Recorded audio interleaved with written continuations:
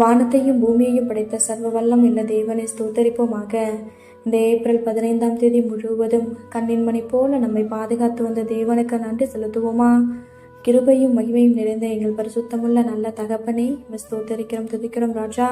இந்த இரவு நேரத்திலும் உம்மை நோக்கி பார்க்கக்கூடிய கிருபையை கொடுத்ததற்காக நன்றி தகப்பனே.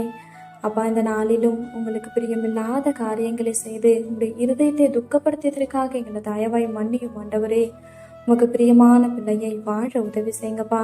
இந்த நாளிலும் எங்கள் தேவைகள் எல்லாவற்றையும் சந்தித்து நாங்கள் சொர்ந்து போகாதபடி உடைய வார்த்தை கொண்டு எங்களை குணப்படுத்தியதற்காக நன்றி தகப்பனே.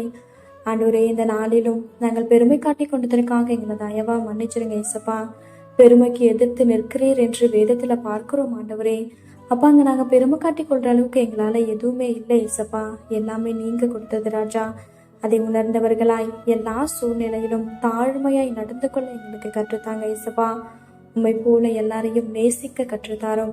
இந்த இரவு நேரத்தில் செபிக்கிற ஒவ்வொருவரையும் ஆசிர்வதிங்கப்பா. அவர்கள் குடும்பங்களையும் நீர் பாதுகாத்து வழிநடத்தும். எங்கள் ஆவி, ஆத்மா, சரீரம் முழுவதையும் உடைய கருத்திலே கொடுக்கிறோம். நீர் பொறுப்படுத்தி நீர் வழிநடத்தும். இயேசு கிறிஸ்துவின் இனிய நாமத்தில் செபிக்கிறோம் எங்கள் ஜீவனுள்ள நல்ல பிதாவே, ஆமேன்.